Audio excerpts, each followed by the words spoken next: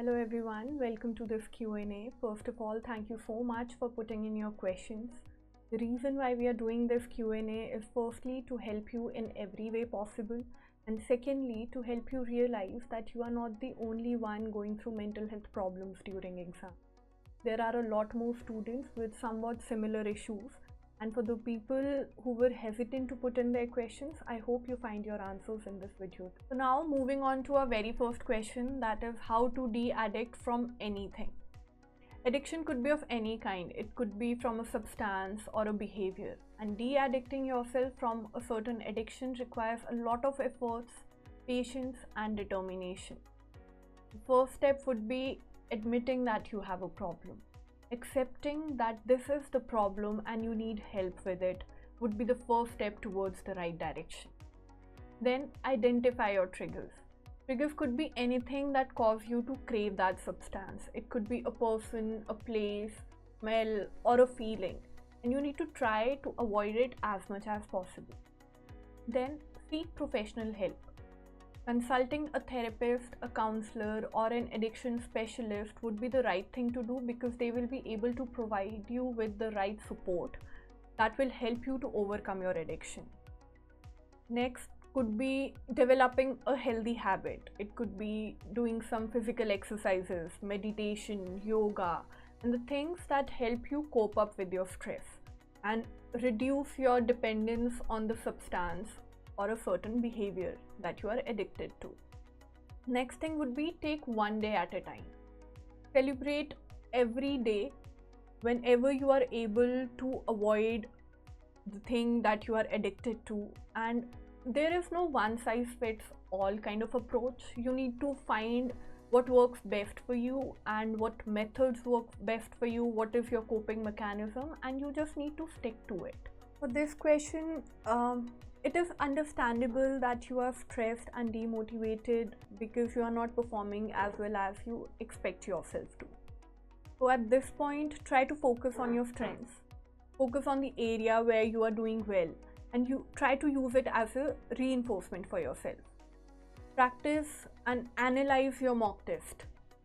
Where you are lagging behind, कहाँ पे problem आ रही है, कौन सा concept weak है, and try to work on those parts also. Keep practicing, and that is the only way how you are going to overcome this problem. Yes, it is very normal to feel frustrated at this point, especially if you have been preparing a very long time. It's quite easy to feel like you have not been making any progress. So try to remind yourself that why you chose this goal for yourself. What was your motivation when you first started this journey? Next thing could be try mixing up your study routine. Try to incorporate some new learning strategies for yourself, for example, an online course or practicing mock test or joining a study group, because that will help you break the monotony of your study routine. Then you could try engaging yourself in the activities that help you recharge. It could be meditation, yoga, physical exercises, or just talking to your friends and family.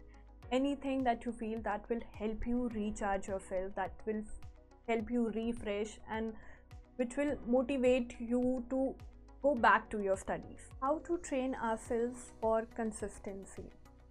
To maintain consistency, you need to set realistic goals.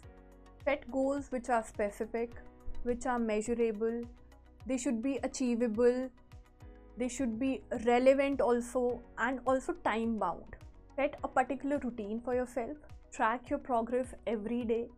Even if you are making little progress, celebrate it, because that will help you stay motivated, and for the next target also, for the next day also, you will be able to stay consistent because the past day was very nice and it was achievable for you. For low self-confidence, you need to show yourself some compassion. You need to be kind to yourself. You need to celebrate every little progress that you make and appreciate yourself for it, because we always give ourselves a hard time for something that we don't do. Okay, and something more that you can do is positive self-talk. Again, this will help replace the negative thoughts and help you develop a more positive mindset. For overthinking, you can really practice mindfulness, because that will help you stay focused in the present, and you will avoid thinking about the past and the future and everything. It will help you stay focused in the present and help you work in the present moment, क्योंकि जब हम लोग past and future के बारे में सोचते रहते हैं, then we lose the mental capacity to work towards the present. Okay, and work on your strengths. Realize what is good about you, what is something that you are good at, and work more towards it. Focus on the areas that you are doing well for yourself. You need to remind yourself, why did you choose this task? For money or for designation? And that will be your answer. And how to manage stress in case I'm unable to complete daily tasks for some reason. Kind of celebrate the task that you have completed. At least feel good about the things that were on your to-do list and you did them. That will also help you look at the positive side of things, because we tend to mostly look at the negative things. Sometimes procrastination keeps coming in, and how to deal with it. Procrastination comes when we are seeking perfectionism, when we don't keep chance for ourselves to make mistakes and everything. Then we think whenever we do this thing, it has to be perfect, and that's how you procrastinate. So try to make smaller goals, keep deadlines, timers rakho, and this is how you slowly deal with procrastination. छोटी breaks लो, और अपने लिए deadlines रखना ज़रूरी है. You need to be accountable कि हाँ मुझे कल तक ये काम करना ही करना है, तभी आप कर पाओगे, and you will no longer procrastinate. And also with positive self-talk, which will help you replace the existing negative thoughts that you are getting. And there could also be a feeling that you might fall sick again, that fear that what if it happens again to you. So try to eat healthy, balanced diet to improve your overall health, because when you feel healthy, you will be able to challenge your negative thoughts with it. Ki, I am fine, I'm still feeling well, and I'm more energetic and I'm healthy, and this will not happen with me again. And break down your preparations into smaller, manageable parts, and try to avoid multitasking, which will help you feel less overwhelmed and more in control of your life. UPSC is a very demanding process. The increase in stress and anxiety could be the cause of the panic attacks. At this point, you also need to focus on your physical health. Get enough sleep, eat healthy, stay hydrated. You can also practice relaxation techniques, few minutes each day, which will help you reduce your stress level. And you will be able to focus more on the studying part. Now you can also break your preparation into smaller parts, smaller and more manageable parts, which will help you feel less overwhelmed and more in control. And also in the way that you study, you also need to take short breaks in between. It could be a tea break, it could be just a little stroll that you take in your room. You need to do certain things to refresh and re-energize your brain. Okay, so this particular mail has a lot of questions. How should one overcome the change of perspective and stand on the feeling of achieving the goal? Remind yourself, why did you choose this goal for yourself in the first place? Visualize your end goal and push yourself forward.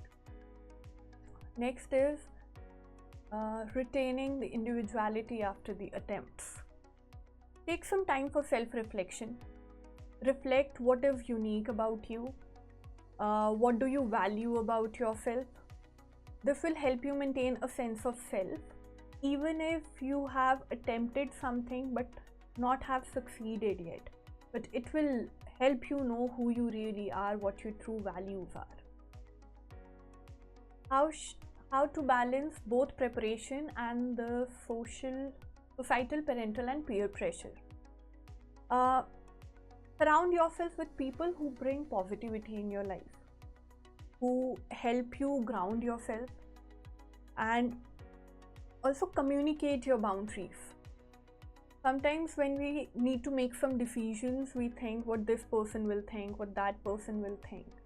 you need to make this clear for yourself, that it's okay to take decisions that people don't expect you to take, that are not actually aligned with other people's benefits.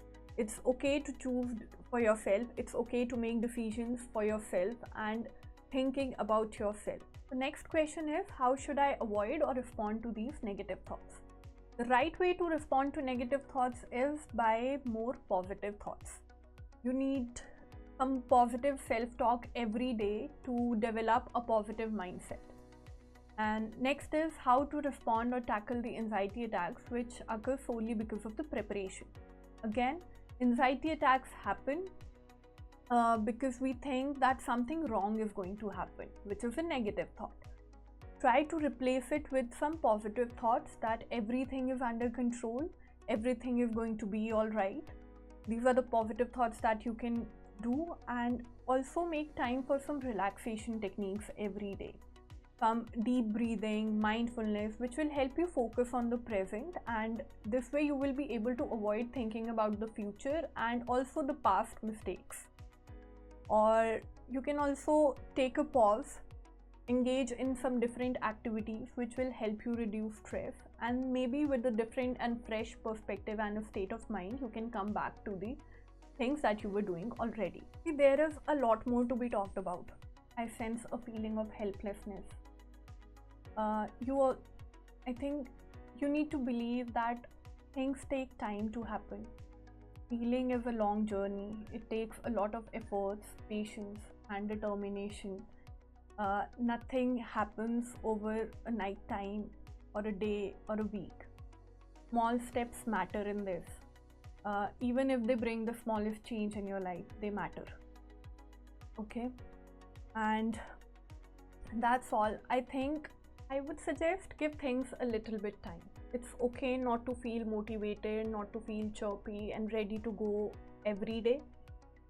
You might want to lay low on some days. This could also be a sign from your mind and body that you need to relax, you need to take some rest, and that's why you are feeling this way. You can also talk to your family or friends, someone who you can communicate with easily, and someone who brings positivity in your life. And also continue journaling. It will help you regulate your emotions better, and it will help you avoid the burst out of emotions that you might get out after you get out of this phase. It seems like there is some past trauma that needs to be dealt with. Work on recognizing the trauma.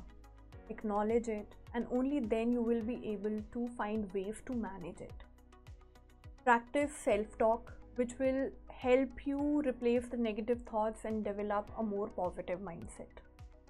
Also, you can practice mindfulness, which will help you stay focused in the present moment. Thank you so much, everyone.